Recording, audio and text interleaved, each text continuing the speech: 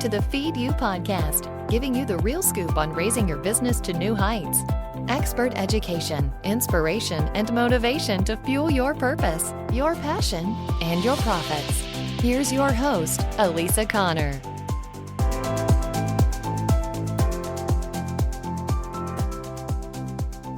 Hello. Welcome back to the show. Thanks so much for tuning in. I'm Elisa Connor, and I'm your host of the Feed You podcast and also of ACC TV. And this week we are talking about why Facebook and other social media platform changes should not matter to your business at all. And if you were not aware, Facebook had a major outage about a month ago where they were offline with their Instagram, Facebook, and WhatsApp applications for almost the entire day. Like I want to say it was 8 or 9 hours. And this impacted a lot of small businesses because those platforms are how a lot of businesses operate. They run everything in their business from Facebook. For example, if you go to a local restaurant, I have had this happen time and time again, where you will search out a restaurant and they will only have a Facebook page. They don't have a website. They don't have any other way to reach them. And that is such dangerous ground to put your business on. And other than the outage, I'm going to go through a couple of other reasons why you don't want to do that. But if you haven't built your business on a social media platform, then when they change their minds or change the rules or there's an outage, you don't have as much to worry about. And so in this week's episode, I wanted to share with you a little bit of behind the scenes about what's going on in the world of social media and the changes that you can expect to see coming and how you can avoid a lot of those hiccups and kind of implications of rule changes by setting up your business to move your audience off of those platforms as soon as possible. And so there are two main ways you can do that, and I'll dive into those in just a minute. But here are the facts. Social media is in business. I don't care if it's LinkedIn or YouTube or Instagram or Snapchat or TikTok or any of those. All of those companies are in business to make money. And they will continue to put in regulations and changes and modifications to user and creator behaviors to the benefit of their company. And so let's look at Facebook, for example. Facebook has done a really great job of connecting people, and it's also a great place for smaller businesses to get out, get some free exposure, start to build audiences, et cetera, et cetera. However, if you've noticed, you're not getting as much traction with your Facebook posts and with the things you put on social media unless you pay for them. That's not by accident.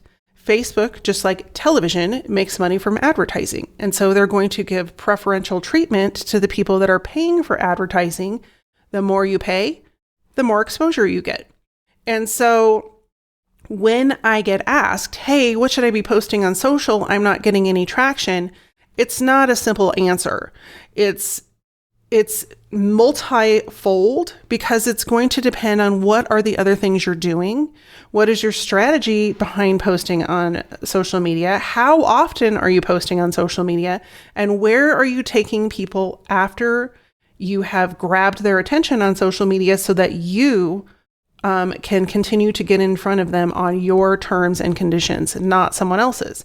Most of the time, people just look at you like with a deer in headlights, look and go, I have no idea what you're talking about. And it's because they are living from the misnomer that could have been true 5 or 6 years ago, that they can just post on social media and gain traction, get new customers, and move forward. Well, the reality is that time is past. That time doesn't exist anymore. And the further that we move down the technology rabbit hole, for lack of a better term, the more difficult it's going to become. And so when you're a creator or a business person who's trying to create content on a social media platform, you have to have a plan behind that content. And so when you look at it from the perspective of, say, Mark Zuckerberg, who owns those multiple social media companies, he's going to make decisions from a business standpoint. From the business standpoint of Facebook, not your business. And so they're going to make decisions based on what's in the best interest of Facebook. And most often that's going to come back to making money. And so you need to look at your social media presence in the same way. How do you ultimately move people off of the platform that you don't own onto something that you do own so that you can capture their information and continue to put yourself in front of them? Because as we've mentioned on this show before, the more often you're in front of people, the more likely they're going to remember who you are, what you do, and how you can help them. And so when you're filling out your social media strategy and you're trying to put content out there, it's fine and dandy to do that.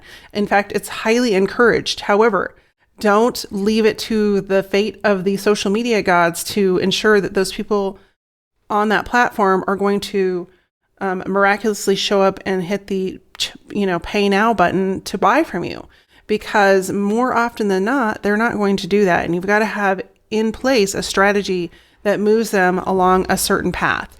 And ultimately, that strategy should have them moving off of that platform sooner than later for your best interest. So if given the opportunity to hand out 2 pieces of advice that I have held on to for as true and have seen come true for at least 5 to 7 years, is that you don't want to build your business on social media. Sure, you can start to build an audience, you can gain some traction, you can start to attract new people. In fact, highly encourage you to put, especially if you're a newer business owner, to put yourself out there in paid advertising and also free content. However, don't have that be the only place people can reach you. So when I go back to the example of restaurants, so they may have on their menu, they may have photos, they may have their phone number, but what happens when Facebook finally comes to them one day and says, hey, you have a business listing on here and you can keep it here, but it's going to cost you $500 a month?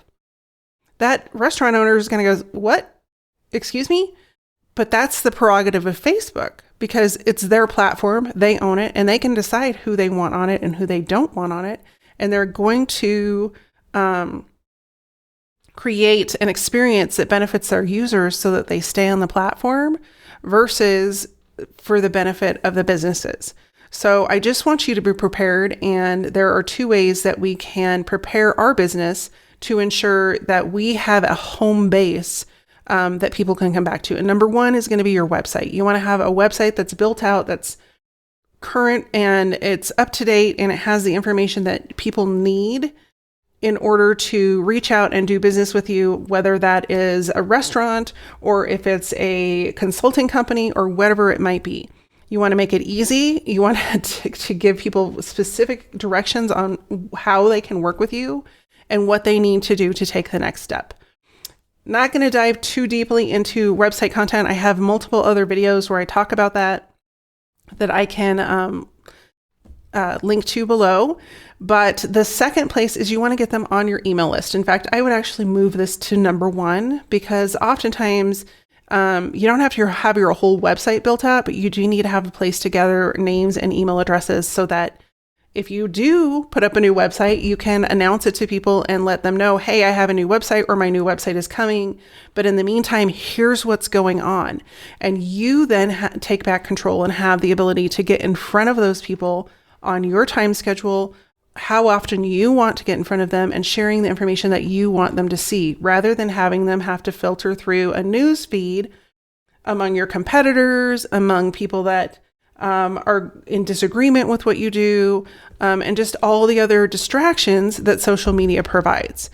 That email connection enables you to build a relationship based on what they need and how you can help them get to where they want to get to.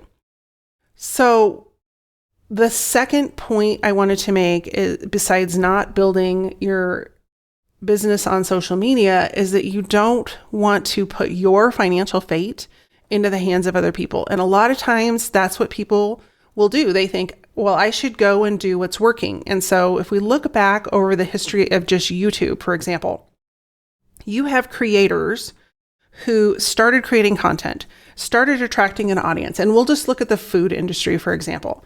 Well, after some time, YouTube goes, hey, we're onto something now, and we're paying these people a lot of money to get people to come to the channel and stay there. Let's change the rules because we don't want to be paying them as much money. And so you had all these creators that were, making hundreds of thousands of dollars or more, that all of a sudden they're like, their income was cut in half and they didn't have any other business setup to send people somewhere else. All they were doing is creating content and putting out videos and getting paid. Well, YouTube changed the rules. And now if you notice, I noticed two things recently when I was on YouTube. Number one, they are really promoting, I think it's called YouTube Red, which is their version of a membership. They want you to come, pay a monthly membership, and they will show you all the videos you want without advertising. So it's like the YouTube version of cable, or what cable used to be, because now cable has commercials too.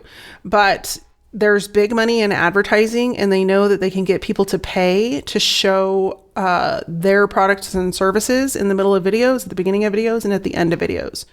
And so they will monopolize on that because it's much more lucrative to them than paying creators to create content.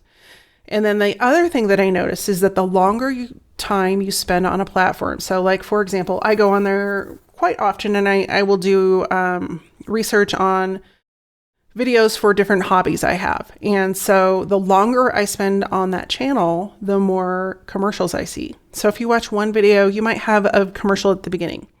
If you watch two videos, you'll have a commercial at the beginning and at the middle. And then the commercials get longer and you can't skip them.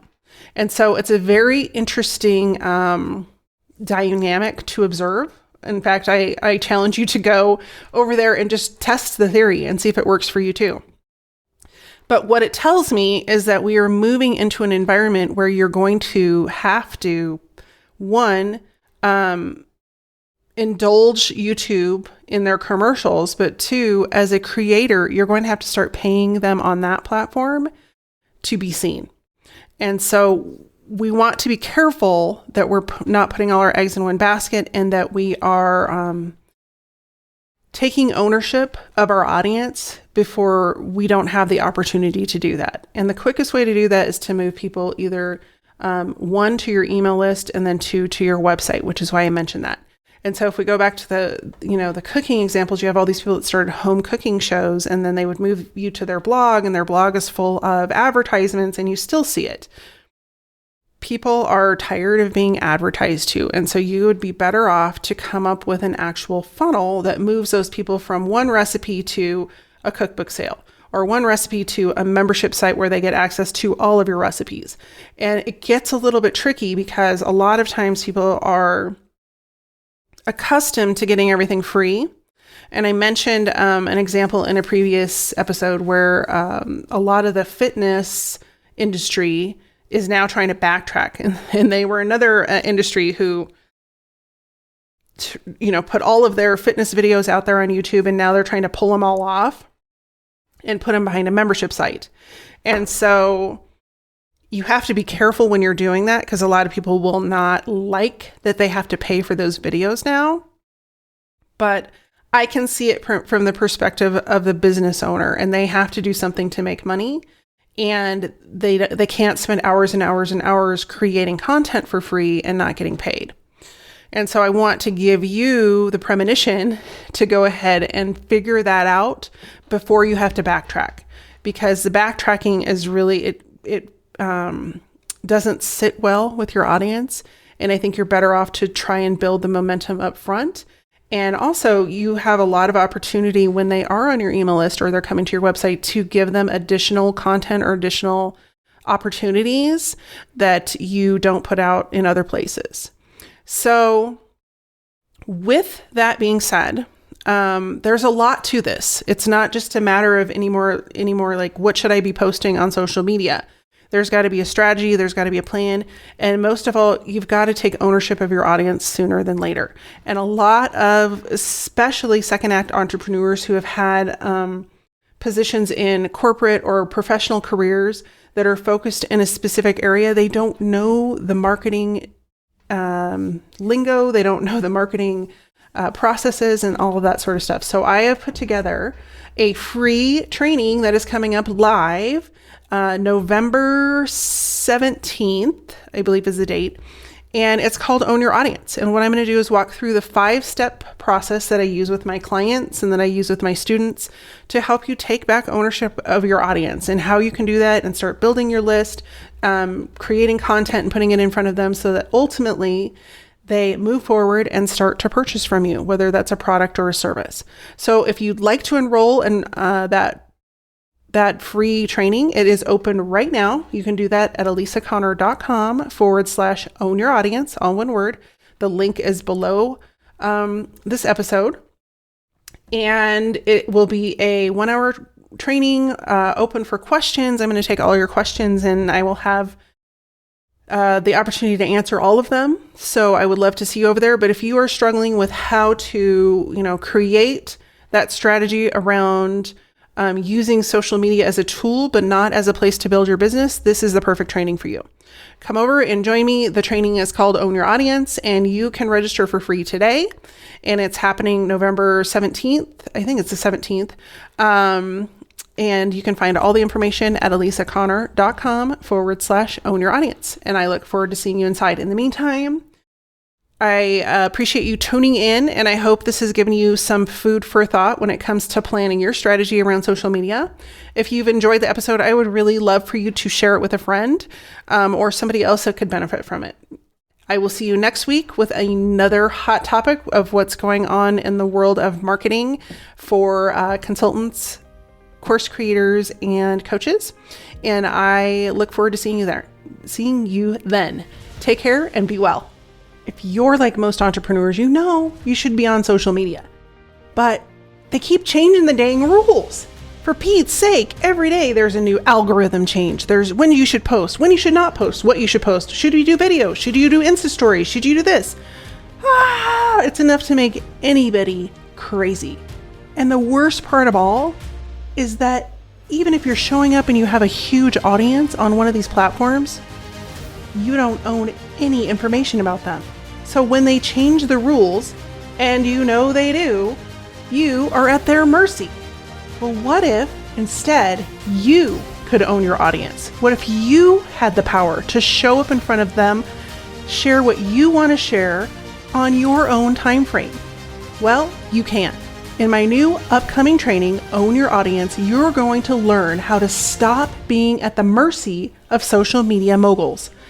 Yes, social media is a great tool, but when you put all of your eggs in their basket, it's like renting an apartment with a horrible landlord who keeps changing the rent.